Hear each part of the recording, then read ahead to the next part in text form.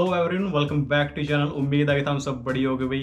तो जैसा कि जो हमने लास्ट वीडियो उसमें डिस्कस किया था कि भाई कौन से कोर्सेज हैं जो भी पीआर लिस्ट के अंदर हैं, और हमने ये भी पूरी पीआर की सीरीज स्टार्ट कर रखी है। इसमें इस वीडियो में हम स्पेशली बात करेंगे कि भी जो पीआर के पॉइंट्स हैं उनको कैसे कैलकुलेट करते हैं, और मतलब कि कौन से डिफरेंट टाइप्स ऑफ पीआर वीज़े हैं, और अगर आपको जैसे कि उनके कितने कौन से डॉक्यूमेंट्स की रिक्वायरमेंट है, और भाई उनकी कितनी मतलब की फ़ीस वगैरह है। तो भाई ये सब इस वीडियो में डिस्कस करेंगे।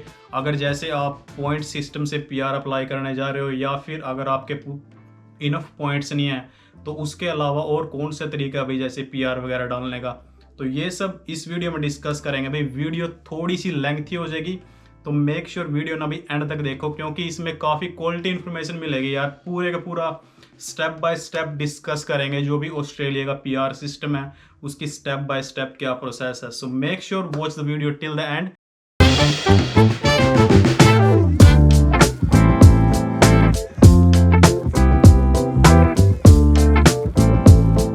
तो भी सबसे पहले स्टार्ट करते हैं।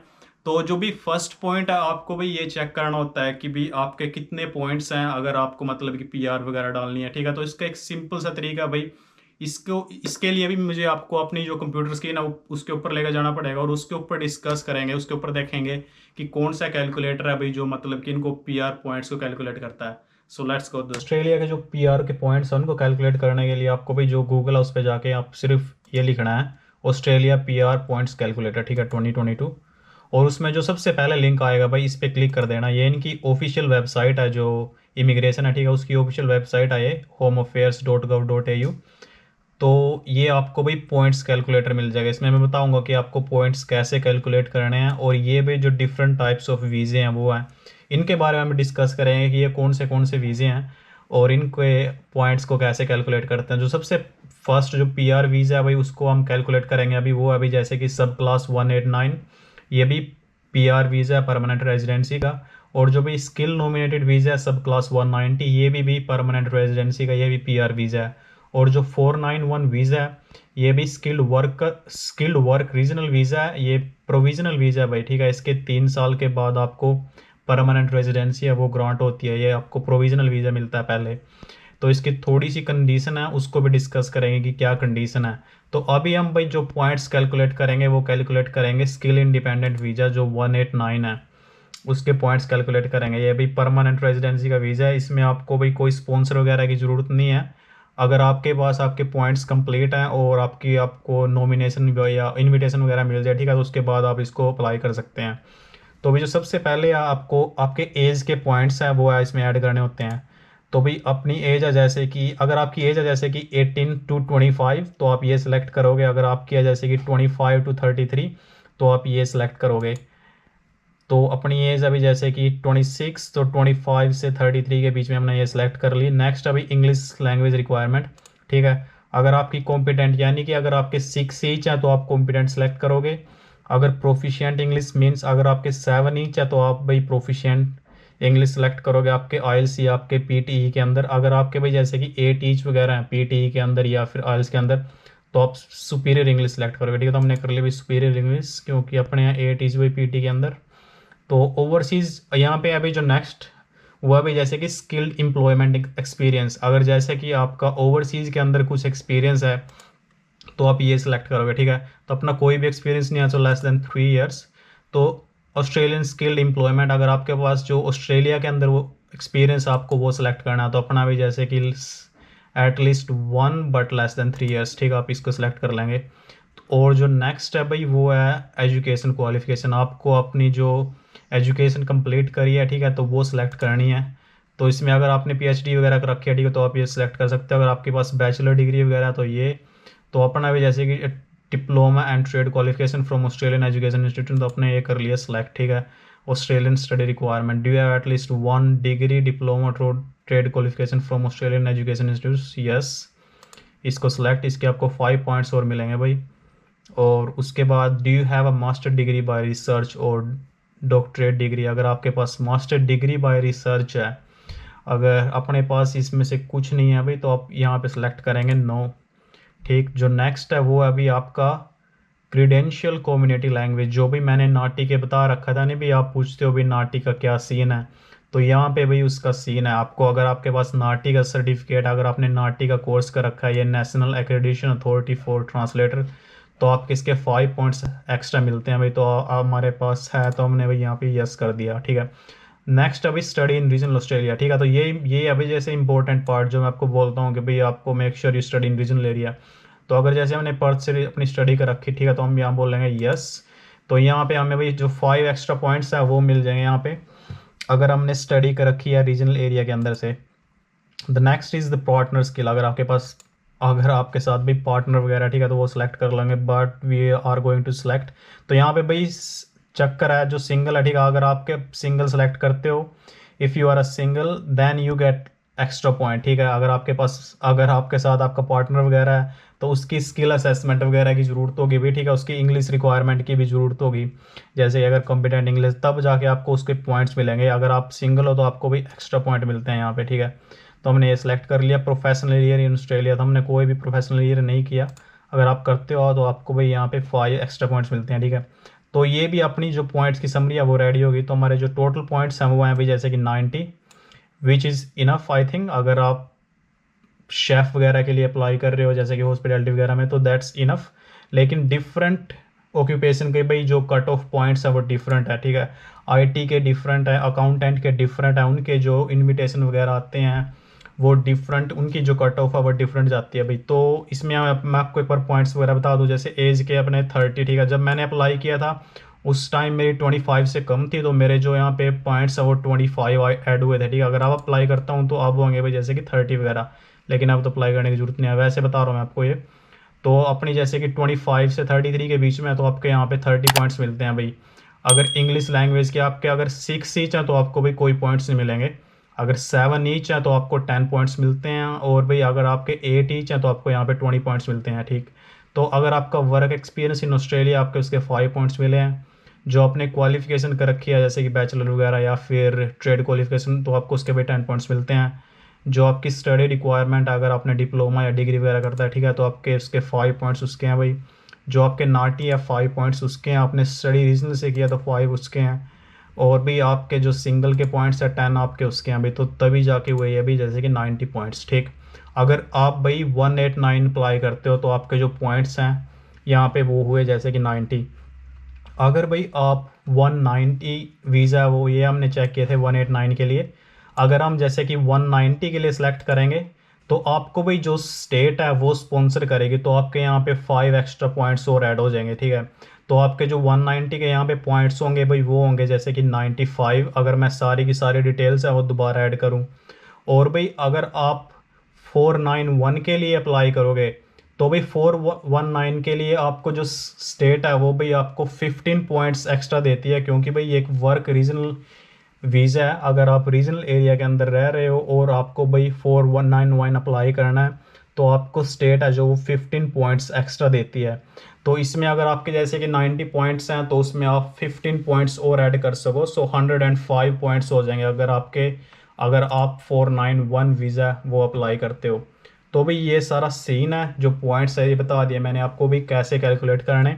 जो होम अफेयर की ऑफिशियल वेबसाइट है, ठीक है, यहाँ पे आप जाओ और यहाँ पे सिंपल अपने जो आपकी जो एज वगैरह, आपकी जो पीटीई या नाटी के वगैरह जो भी पॉइंट्स है आप इसके अंदर ऐड कर सकते हो।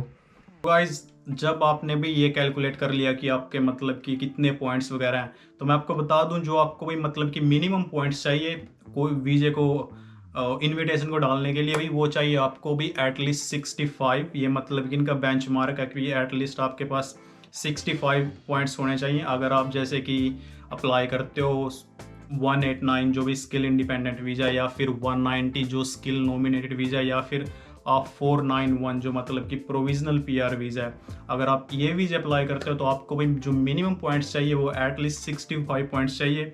और भी आपको कितने पॉइंट्स के ऊपर इनविटेशन आएगा, ये मतलब कि भाई डिपेंड करता है कि आपकी क्या ऑक्यूपेशन है और आप किस स्टेट से भी अप्लाई कर रहे हो, ठीक है। तो ये डिपेंड करता है कि उस टाइम पे कितना कट ऑफ जा रहा है उस ऑक्यूपेशन का पॉइंट्स का। तो अगर जैसे आप 190 के लिए अगर आपने जैसे 85 डाल रखे हैं, 85 पॉइंट्स आपके, तो मे बी आपको 80 पॉइंट्स पे भी आ रहा होगा उस टाइम इनविटेशन। तो ये डिपेंड करता है अगेन कि आप किस टाइम ऑफ द ईयर भी अप्लाई कर रहे हो, क्योंकि इनकी भी सीट्स वगैरह भी होती हैं जो भी 190 वीज़ा या फिर 491 वीज़ा है। तो अगर आप जैसे बिगिनिंग में डाल रहे हो, अगर फाइनेंशियल ईयर स्टार्ट हो रखा है और उसके अगर आप बिगिनिंग के अंदर डाल रहे हो जैसे कि अपनी EOI वगैरह, तो आपके भी ज़्यादा चांसेस हैं मतलब कि इनविटेशन वगैरह आने, क्योंकि शुरू में सीटा काफ़ी ज़्यादा हुआ, लेकिन जब वो फाइनेंशियल ईयर जैसे ख़त्म होता है तो उस टाइम भी जो वो सीटें हैं वगैरह वो कम रह जाती हैं। तो दैट्स इट। अब बात करते हैं अभी जो स्किल नॉमिनेटेड 190 वीज़ा है, तो इसकी क्या स्टेप बाय स्टेप प्रोसेस है। भाई ये PR वीज़ा है, तो सबसे पहले इसमें भी आपको आपका EOI डालना होगा जो आपका एक्सप्रेशन ऑफ इंटरेस्ट है। तो भाई जब आप अपनी EOI वगैरह डालते हो उसके बाद आपको मतलब कि जब आपका इनविटेशन वगैरह आ जाता है, ठीक, तो द नेक्स्ट स्टेप इज़ कि आपको भाई नॉमिनेशन वगैरह डालनी होती है। अभी आप जिस भी स्टेट से अप्लाई कर रहे हो उसके बाद आपको नॉमिनेशन वगैरह डालनी होती है, और उसके बाद जब आपको भाई नॉमिनेशन मिल जाए उसके बाद जो नेक्स्ट स्टेप है आपको भाई PR वीज़ा है, मतलब कि जो आप वीज़ा वगैरह वो आप लॉन्च कर सकते हो, और उसके बाद आप अपना जो मेडिकल वगैरह, ठीक है, आप उसके लिए अप्लाई कर सकते हो। तो इसके अंदर हम बात करेंगे कि डॉक्यूमेंट्स की कौन से डॉक्यूमेंट्स की ज़रूरत होती है अभी जो भी 190 जो PR वीज़ा है इसको अप्लाई करने के लिए। और ये भी डॉक्यूमेंट सेम ही होंगे अगर आप जैसे अप्लाई कर रहे हो 189 जो भी स्किल इंडिपेंडेंट वीज़ा है, या फिर अगर आप 491 कर रहे हो, तो ऑलमोस्ट जो डॉक्यूमेंट है वो सेम ही होंगे। सबसे पहले भी जैसे अगर आपके एकेडमिक्स वगैरह के आपके मतलब कि आपने जो स्टडी वगैरह किया है, ठीक है, आपके वो डॉक्यूमेंट्स इसमें अंदर लगेंगे भाई। उसके बाद आपका जैसे पासपोर्ट वगैरह, और भी आपका वर्क एक्सपीरियंस वगैरह, आपने जहाँ पे काम वगैरह कर रखा है, अगर आपने अपनी स्किल असेसमेंट वगैरह कर रखी है तो आपका भाई जो स्किल असेसमेंट का सर्टिफिकेट है आपका वो लगेगा इसके अंदर। और उसके बाद अगर आपने जैसे भी आपका PTE वगैरह कर रखा है या फिर अगर आपने नाटी वगैरह कर रखा है तो उनके आपके जो डॉक्यूमेंट्स हैं वो इसके अंदर भी आपको ऐड करने होते हैं। इसके अलावा जैसे कि अगर आपको PCC मतलब कि जो पुलिस क्लियरेंस होता है वो इसके अंदर ऐड करना होता है। ये आपको भाई इंडिया का भी मतलब कि अगर इंटरनेशनल है वो भी, और भी मतलब कि स्टेट अगर जैसे ऑस्ट्रेलिया का भी और आपको इंडिया का भी, ये दोनों पुलिस क्लियरेंस है इसके अंदर भी आपको ऐड करने होते हैं। और उसके बाद मतलब कि अगर आप और भी 2-3 डॉक्यूमेंट्स हों, जैसे कि अगर आप मतलब कि किसी स्टेट के अंदर रह रहे हो तो आपको ये प्रूफ करना होता है कि आप यहीं पे रह रहे हो, तो इसमें आप अपने जो यूटिलिटी बिल्स वगैरह है, ठीक है, आप ये भी ऐड कर सकते हो। और 1-2 डॉक्यूमेंट यार और होंगे, अगर मुझे अभी याद नहीं आ रहे तो मैं इसके यहाँ पे लिख भी दूंगा अगर मुझे और याद आ गया उसके बाद में। और भाई जैसे कि जैसे फॉर्म 80 वगैरह, ठीक है, फॉर्म 80 भी आपको भी ऐड करना होता है। तो मोस्टली ये सब डॉक्यूमेंट्स अभी जब आप अपना वीज़ा वगैरह डालते हो आपको इसमें डालने होते हैं, ठीक है। और उसके बाद आपको आपकी वीज़े की जो फीस वगैरह है वो डाल के and then you can apply for the visa as well.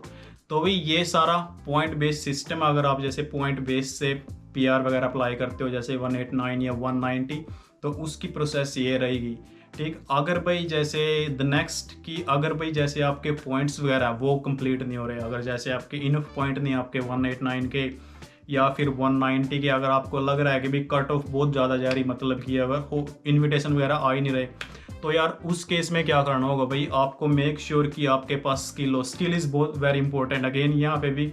तो आप मेक श्योर शुरू से यार प्रिपेयर कर दो कि आप मतलब कि जो भी स्टडी कर रहे हो उस फील्ड के अंदर काम करो, ठीक है, उससे रिलेटेड स्किल सीखो। अगर आप जैसे किसी एम्प्लॉयर के साथ काम कर रहे हो, अगर जैसे आपने मतलब कि स्टडी की, फॉर एग्जांपल अकाउंटेंट का एग्जांपल लेते हैं, अगर जैसे आपने अकाउंटिंग वगैरह की, ठीक, आप साथ में मतलब कि वॉलंटियर वर्क, शुरू में टफ होएगा मतलब कि जॉब वगैरह ढूंढना, क्योंकि आपके पास मतलब कि एक्सपीरियंस वगैरह नहीं होगा, ठीक। अगर जैसे आपने शुरू में वॉलंटियर वर्क किया, ठीक है, किसी भी फर्म में, उसके बाद थोड़ा सा सीख गए, इंटर्नशिप वगैरह स्टार्ट की साथ में थोड़ा मतलब कि, और अगर आप स्किल सीख रहे हो तो अगर आपने मतलब कि थोड़ा टाइम लगाया वहाँ पे यार किसी भी फर्म में, अगर वहाँ पे काम सीखा, उसके बाद जब आपकी स्टडी कंप्लीट होती है, जो आपका ग्रेजुएट वीज़ा, और उसके ऊपर भी वहाँ मतलब कि वहाँ पे काम कर रहे हो, तो भी आपको अगर इनफ पॉइंट्स भी नहीं है तो अगर आप वो फर्म आपको भी स्पॉन्सर कर सकती है, ठीक है। आपको जैसे 482 है जो वर्क मतलब कि वर्क वीज़ा होता है, स्पॉन्सर वर्क वीज़ा, आपको ये मिल जाएगा जैसे कि 4 ईयर्स का। और उस एम्प्लॉयर के साथ अगर आप 3 साल काम कर रहे हो, ठीक है, उसके बाद आप 186 जो मतलब कि डायरेक्ट एंट्री वीज़ा है आप वो भी डाल सकते हो। तो द मेन थिंग इज़ कि आप मतलब कि आपको बस काम आना चाहिए, that's the main thing. Skill है भाई बहुत ज़्यादा इंपॉर्टेंट है, दैट्स अनदर थिंग। तो अगर आपके पास पॉइंट्स वगैरह इकट्ठे नहीं हो रहे हैं तो आप एम्प्लॉयर की साइड से भी मतलब कि जो भी PR वीज़ा है वो अप्लाई कर सको। तो दैट्स इट, मतलब कि ये हमने पूरा डिस्कस कर लिया इसका कि प्रोसेस क्या क्या थी, पॉइंट्स को कैसे कैलकुलेट करते हैं, डॉक्यूमेंट्स की क्या क्या रिक्वायरमेंट है। द अनदर थिंग इज़ कि अगर आपका ये नहीं हो रहा तो मेक श्योर कि भी आप स्किल है उसके ऊपर भी फोकस करो, दैट्स अ मेन थिंग अगर आप भाई ऑस्ट्रेलिया के अंदर हो। So that's it guys, hopefully हमने भाई वीडियो पसंद आई होगी, पूरा एक पर्सपेक्टिव मतलब कि एक पता चले होगा कि क्या सीन है ऑस्ट्रेलिया में PR का। And that's it, hopefully video आपको पसंद आई होगी। अगर वीडियो पसंद आए तो मेक श्योर भाई like the video and subscribe the channel as well. बाकी मिलते हैं भाई फिर नेक्स्ट वीडियो में, टेक केयर, बाय।